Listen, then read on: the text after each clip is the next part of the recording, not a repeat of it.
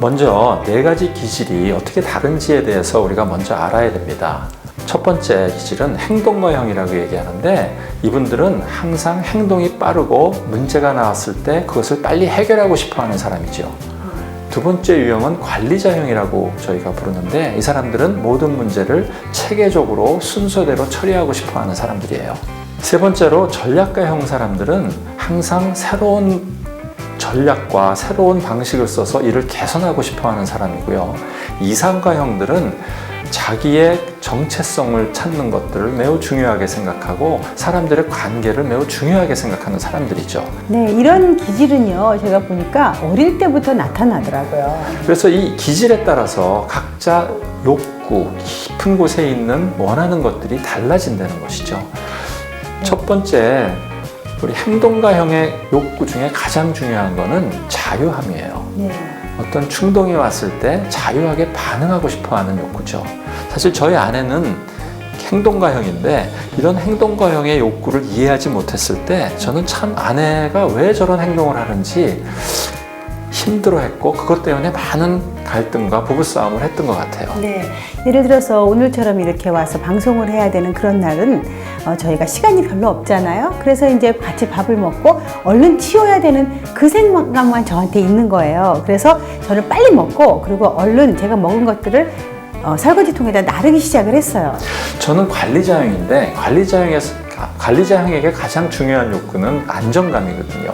근데 같이 밥을 먹다가 나는 아직 밥을 다 안 먹었는데 아내가 밥을 후다닥 먹더니 막 설거지를 시작하고 음식 그릇을 치우기 시작하는 거예요. 그 순간 제가 너무 놀라서, 아니 도대체 어떻게 된 거야 하고 바라봤을 때 우리 아내는 자기의 행동도 왜 그랬는지 모를 정도로 빠르게 움직이고 있다는 것이죠. 왜냐하면 제 마음속에는 이거 빨리 치우고 우리 준비하고 나가야 돼 하는 그게 더 중요했지, 남편이 밥을 먹는 거는 이제 먹고 나서 이제 놓고 나가더라도 저는 원래 여자들은 준비할 게 많잖아요. 그러니까 그 생각만 하고 있었기 때문에 그것을 자유롭게 행동을 한 건데, 그 순간 저는 옆을 바라보지 못했고 저희 남편의 안정감이 깨졌다는 것을 이해할 수 없었어요.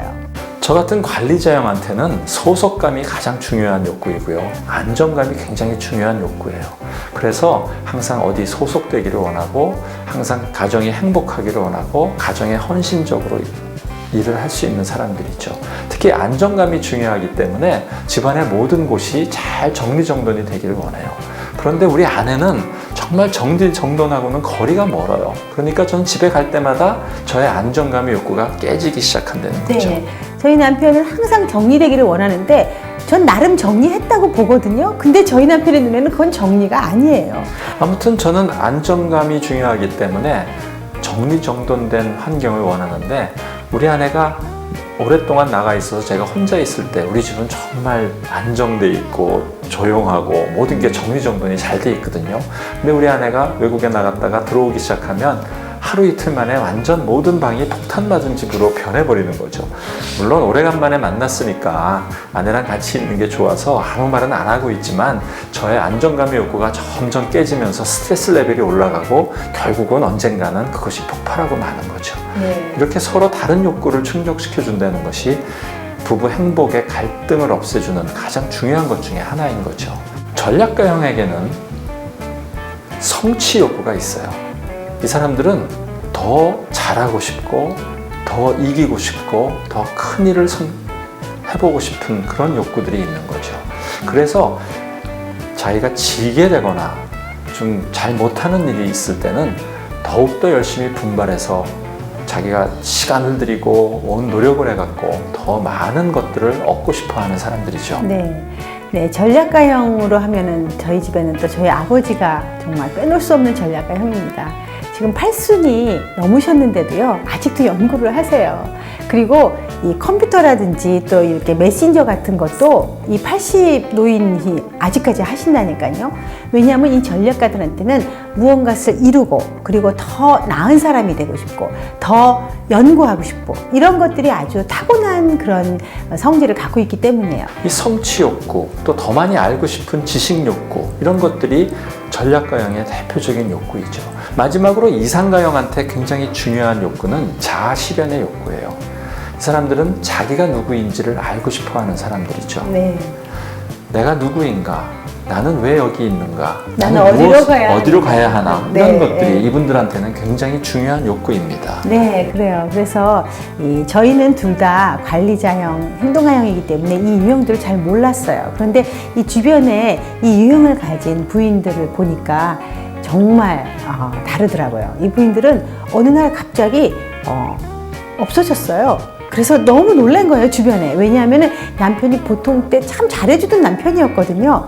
근데 이 부인들이 한 5일인가 이렇게 한참 있다가 다시 나타났어요. 그래서 저희가 놀래서 어디 갔었어? 도대체 무슨 일이야? 그랬더니 이렇게 말하는 거예요. 내가 가만히 보니까 애들도 다 컸고 남편도 자기 일 잘하고 있고 이 집에 내가 도대체 왜 있어야 하는지, 나는 어떤 존재인지 알 수가 없더라고. 그래서 내가 내 의미를 찾을 수가 없었어.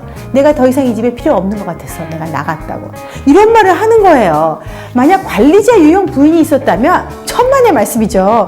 관리자 유형은요, 이렇게 집에 속상한 일이 있어도 어떻게 하는 줄 아세요? 일단 나가려고 하는데 내일 2시에 올 아이 선생님이 생각이 나는 거예요. 그리고 나가려고 하다 보니까 3일치 반찬을 해놓고 나가야 될 것 같은 거예요. 그래서 그때부터 반찬을 만드는 사람들이 관리자 유형입니다. 근데 바로 이 이상가 유형들은 자기 자신을 찾는 게 너무 중요하기 때문에 그렇습니다.